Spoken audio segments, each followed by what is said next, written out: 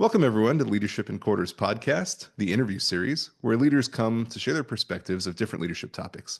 I'm Josh Selden, and today's guest is Charles Brown. A little bit about Charles. He helps high consequence leaders thrive in demanding roles by mastering executive presence, decisive leadership, and peak performance under pressure. With a career spanning nuclear engineering, fast attack submarines, corporate leadership, and high performance coaching, he brings a unique blend of precision, discipline, and human behavior expertise to the leadership development. He's the author of The Pursuit of Identity and Purpose and a certified nice guys coach. Charles has coached over 200 clients, helping them transition from reactive, hesitant decision making to calm, confident leadership in the face of extreme pressure. His lead coach program, which stands for Leadership, Excellence, and Development, is designed for emerging executives, entrepreneurs, and leaders navigating high stakes transitions. Charles's insights are rooted in behavioral science, human performance principles, and real-world leadership challenges, making him a sought-after mentor for those struggling with confidence, imposter syndrome, and high-pressure decision-making. Whether coaching executives, business owners, or leadership teams, his focus is on better decision-making, faster growth, and leadership mastery without burnout. So Charles, welcome. Barney, thank you so much. Very excited to have you here and super excited for the topic that we've got today, going over imposter syndrome. So ready to jump in when you are. Yeah. Imposter syndrome, when most people talk about it in context, it's usually at work. It's usually in their careers. But truthfully, if you really put yourself under a microscope, if you're having issues with imposter syndrome, you're having imposter syndrome throughout all phases of your life, in your personal life, in your friend circle, in your interpersonal relationships, in your romantic relationships. There's definitely a part of you that feels like an imposter. And the basis of that whole premise will start in the professional realm. Mm-hmm. It starts with this idea that I'm not qualified to be here. I'm not senior enough to be here. I'm not pedigreed to be here. And so if you carry that now on the other side of that coin into your personal life, I'm not good enough to be with this person. I'm not as successful as my friends. All these self-doubts. And when I put it in that context, what that really sounds like is low self-esteem. It Right. sounds like I'm just not good enough. So the way that I approach imposter syndrome is it's real easy to put yourself in that boardroom and kind of talk through that and say, what is it about that? And stand up straight, put your shoulders back, take a couple of deep breaths, right? Those are all band-aids. The root cause of why you feel that way is you don't know what you bring to the table.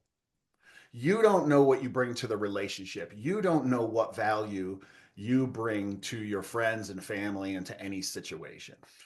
So when I approach imposter syndrome, I don't even really address imposter syndrome, just like I don't address low self-esteem and I don't address public speaking. You can get 100 books on each of those topics and they're Right. all band-aids. They're all talking about these strategies to trick yourself into feeling like you belong there.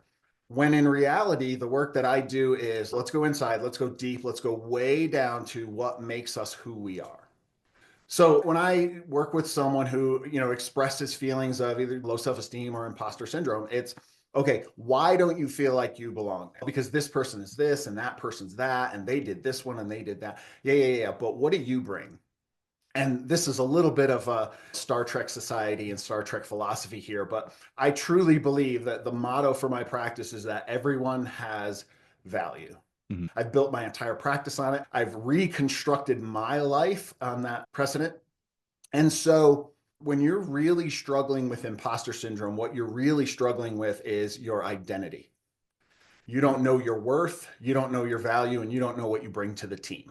So the real important and the really valuable and the really high leverage work is, who am I?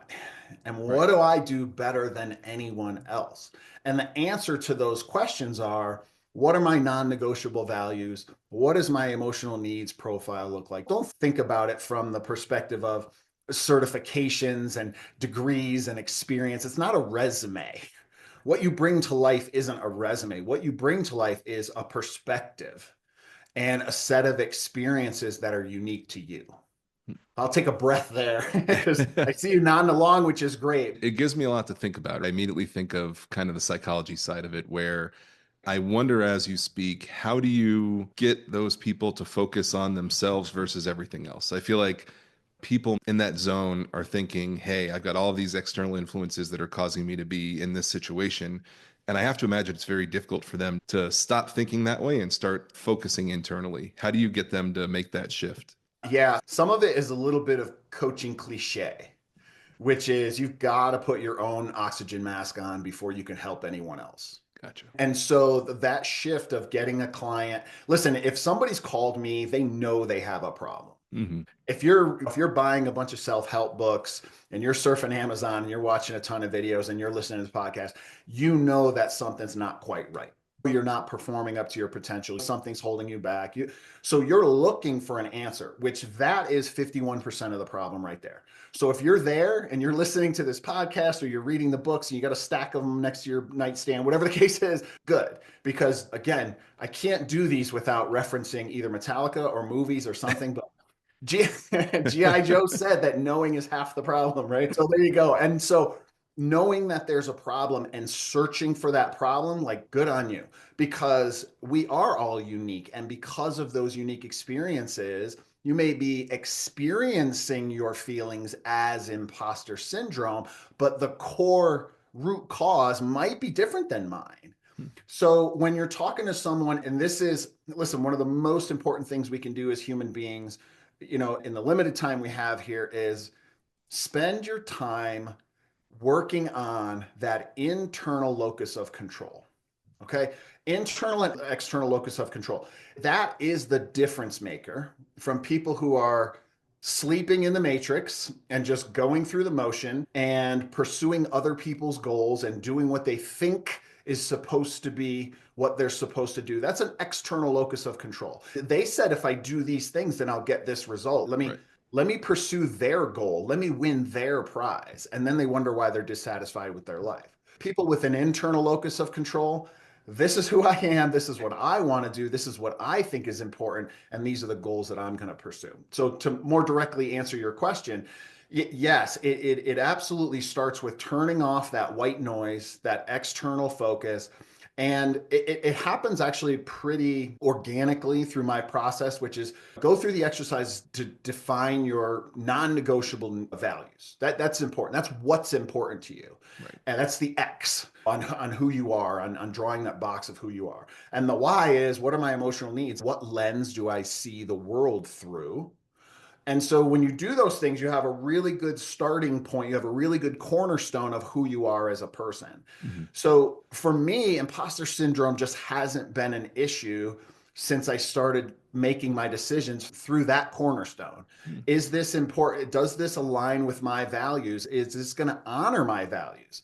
Yes, it's going to honor my values. And is there a way that I can do it? A little peek behind the curtain, contribution, growth, and knowledge. Those are my emotional drivers. So is this thing going to align with my values? Yes. Okay. Is there a way that I can do it that allows me to contribute or grow or gain new knowledge? Yes. Okay, great. Then I'll do it. I'm in a space where I am inundated with advice, especially where my practice has grown to. I am a target for everybody and everything you could possibly imagine telling me exactly what I need to do. But they messed up because they don't realize that I have the decipher code. So when that comes in and they're promising me all this significance, or they're promising me all this variety and uncertainty, you're barking up the wrong tree because that doesn't resonate with me. Right. It's such an interesting way to think about it because I feel like, especially in the professional world, which is where I hear imposter syndrome all the time, is it's that external locus that you talk about because you're trying to achieve the goal somebody else set. You're trying to move up in a company that your promotion and your worth is determined by other people. And so you're always looking externally and you're very rarely first looking internally to say, is what I'm doing and is what they want me to go do aligning with my own values, like you said, your value drivers. So it's a very interesting way to look at it that I don't think I've looked at before. Excellent.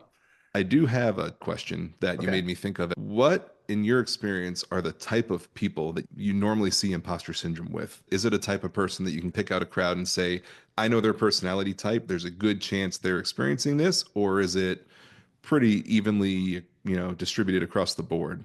Yeah, not to repeat, but if you have an external locus of control, you're struggling with this every day. Hmm. You're not happy with your life. You're really conflicted. You're feeling very disenchanted with the world because you're doing exactly what you just described, which is you're living somebody else's life. You're pursuing other people's goals and you're trying to live by their standards. So generally, you're an unhappy person.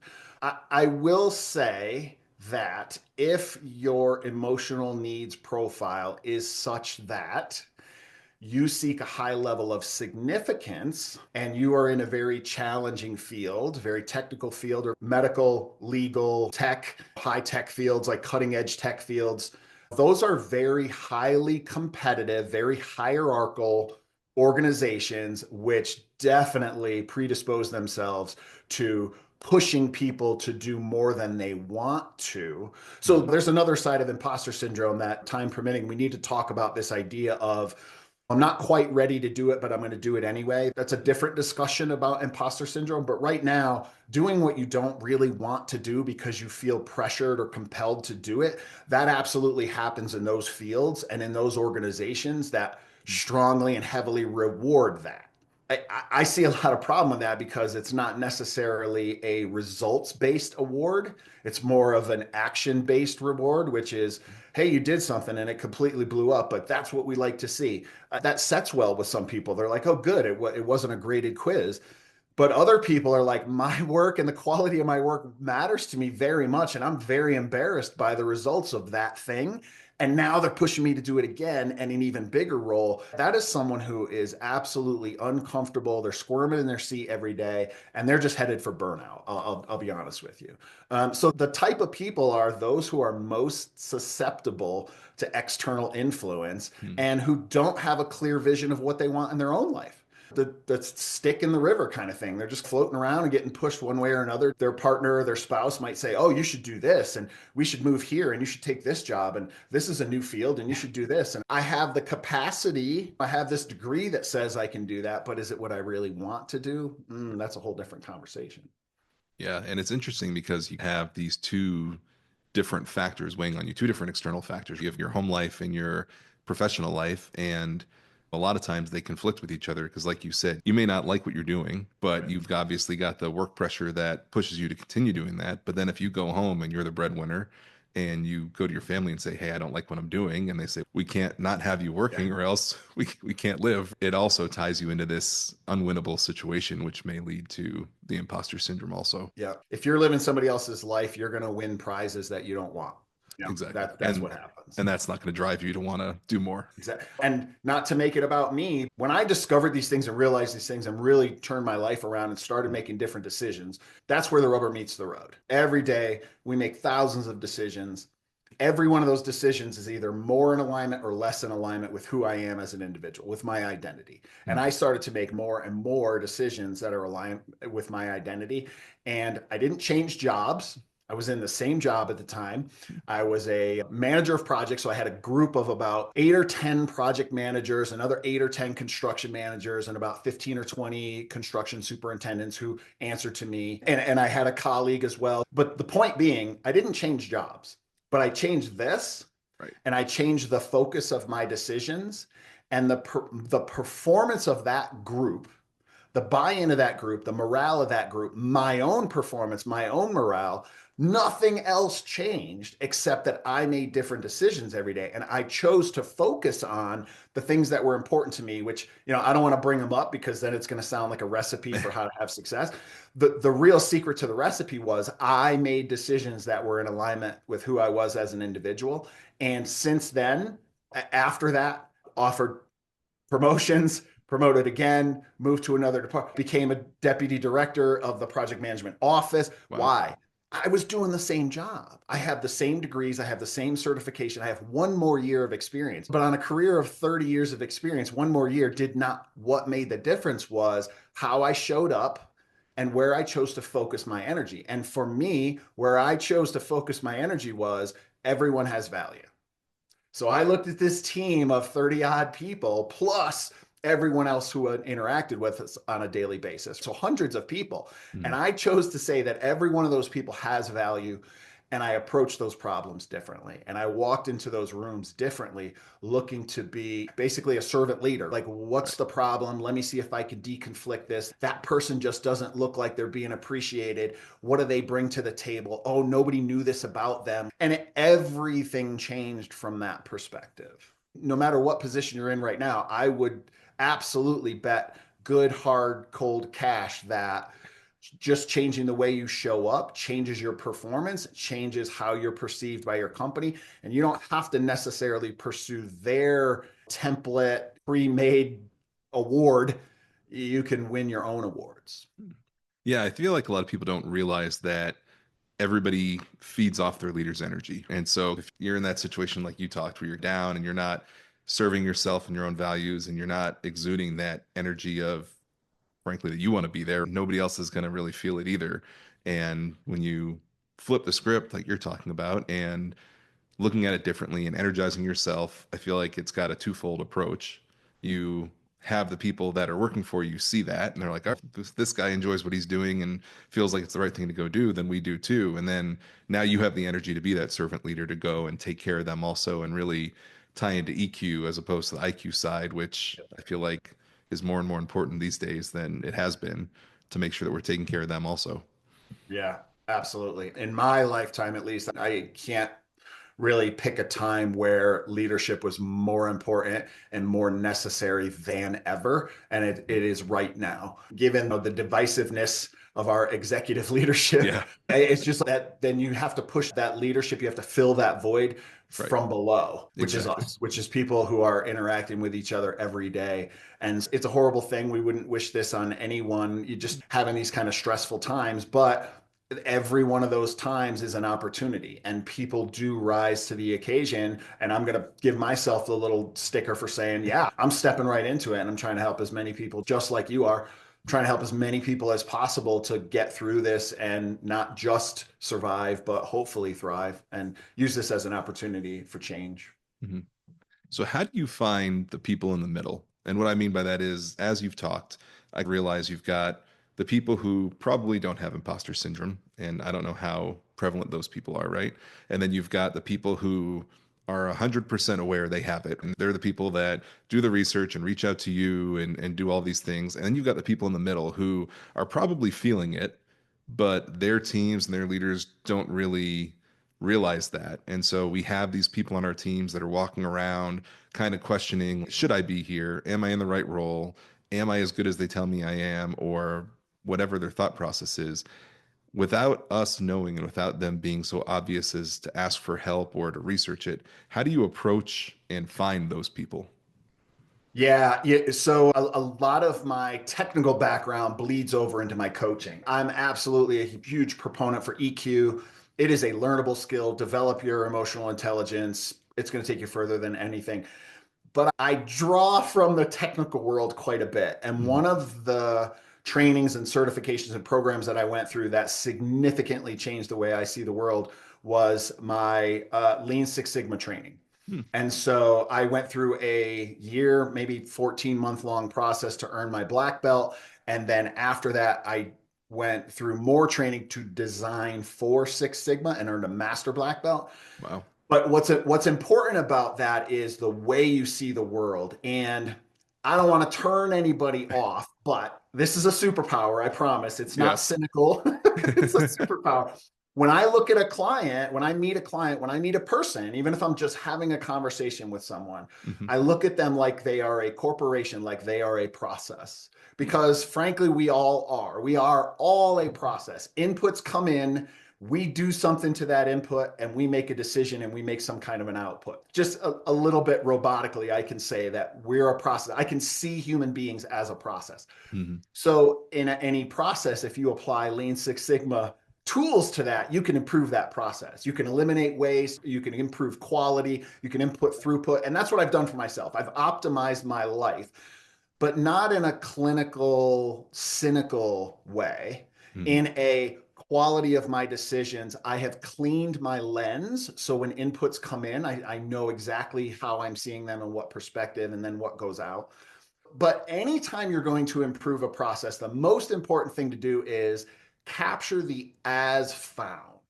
Right. Don't start turning dials and knobs and flicking switches and speeding things up and slowing things down and putting in shims. But you have to get the as found. So everybody right now who isn't sure, who's in the middle, who's starting to feel a little bit of that conflict, Hmm. and really a pretty good indicator in this is go ahead and look at your resume now. How many times do you change jobs? And you might have perfectly good rationale for that. They were this and it wasn't that, and this was a better opportunity. Okay, and that's fine. I'm not going to argue with you. I'm not going to call anyone out. You know what I mean? But if you're changing jobs all the time because the grass is greener, green grass is a pretty good indicator that something's not right in your life. Hmm. There's a misalignment and there's a conflict, and you're trying to solve it at a different company with a different boss in a different industry for a couple dollars more. Again, external locus. I don't feel right. I'm not being fulfilled, but I'm going to fix it from the outside and I'm just going to change. So that's a pretty good indicator. But do the as found. And here's how I do that: my values exercise, my needs exercise. And then you have a list of, independent of everything and everyone else, these are the things that I say are important to me. Okay, now make two more columns and say, all right, these are all the things that honor these things, and these are all the things that violate those things. Hmm. And then start filling in that chart. Me, just real quick: adventure, collaboration, humor and fun, right? Those are a few of my values. So I write those down. And then I look at them through the context of my entire life, or I can really niche down and say, okay, at my day job, is there any adventure in my day job? And I have to define what adventure means to me, because your definition, my definition, our listeners' definitions are all very different. But I've defined it and I say, no, I have no adventure at work. Is there a violation? Yes. I'm on this really strict schedule and it's these days a week. And okay, next. Humor and fun. Do you have anybody at work that you can actually just relax with and enjoy yourself? Yeah, there's this one guy, but we're constantly getting in trouble for it. So there's a violation that I do have fun, but I'm always pushing it. So you can go through this in your entire life. And I promise you, here's the formula for happiness. Ready? Mm-hmm. Happiness equals add up all those honors minus all those violations. And if you have more violations in your life than honors, you are miserable. I promise you. But here's the trick: don't go back and try to fill in that honors column. If you really want to make an impact on your life and make an effect on your life, start eliminating those violations, but do it in an intentional way by saying, I can't be in this environment anymore because of this value, not because I just don't feel right. So those people in the middle, they're feeling that anxiety, they're feeling that conflict, but they don't know where it's coming from. 100%. Do an assessment. Do an as found. Don't put yourself under the pressure of, I've got to change a million things in my life. Don't. Because your subconscious is going to work against you, and it's going to block shit, and it's going to make everything biased, and you're not going to see any solutions at all. It's going to shut down the creativity centers. Just do an impartial as found. What does my life look like right now? Right. And then you have something a little bit more tangible to review against. That is such an interesting way to think about it, because I feel like I live and breathe Six Sigma and lean manufacturing in my, professional environment. So my thought process always change one variable at a time. How do you know what root cause is? If you're changing five things, if five things fix the problem, which one of those five things did it? And to your point, you look at a resume and you see somebody's job hopped every year.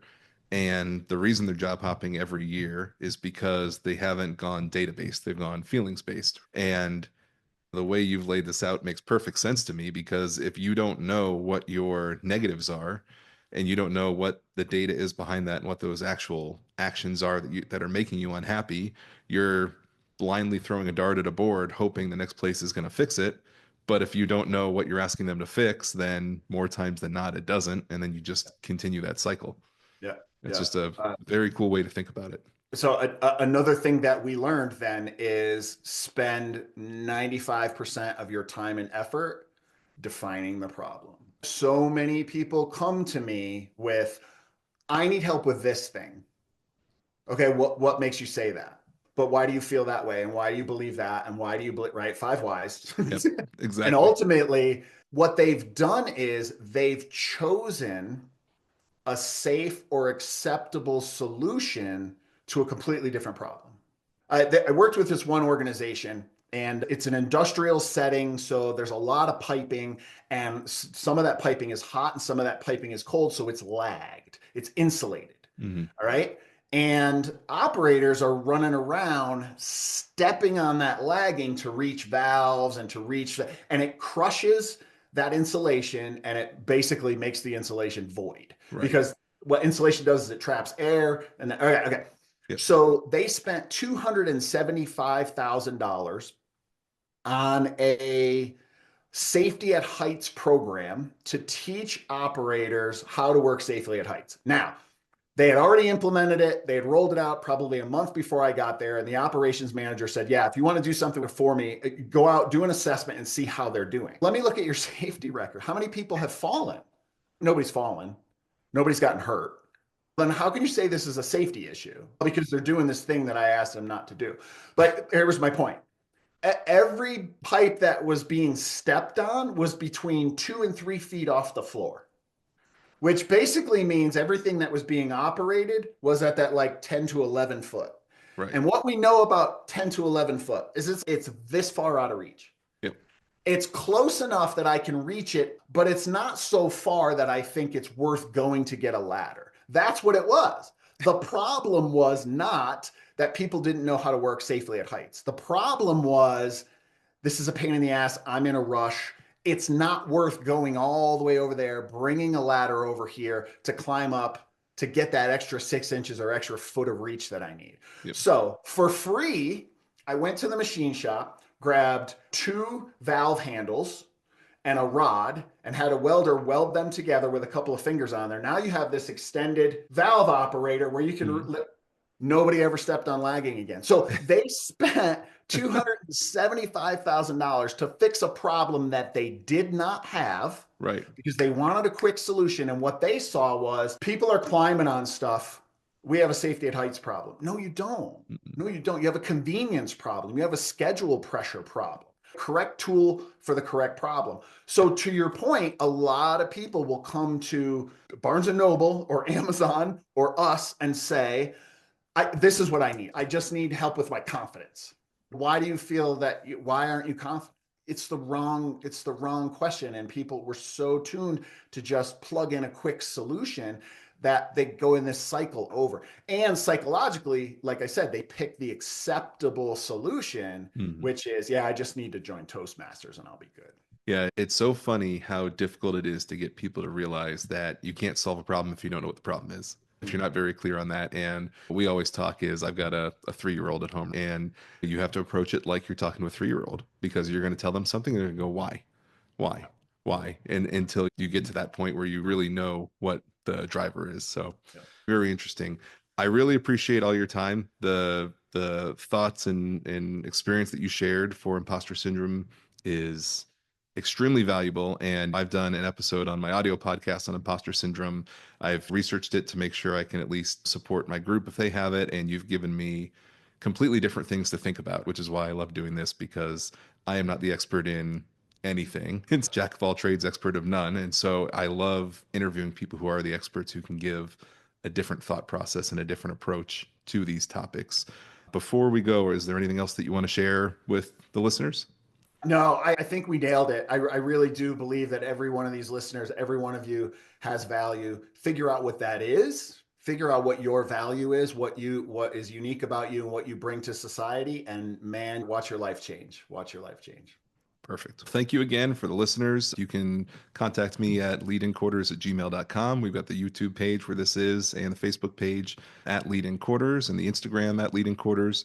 If anybody has any questions about Charles, I'll have all of his information on the page in the description as well, and in the blurb that we'll put out on all of the social media. So please contact us. But Charles, again, thank you so much for all of your insight. Really appreciate it. I love when I can leave these things and just think differently. And that's really what drives me, obviously the people side of it, and then what drives me to grow and think differently. Really appreciate everything you brought today.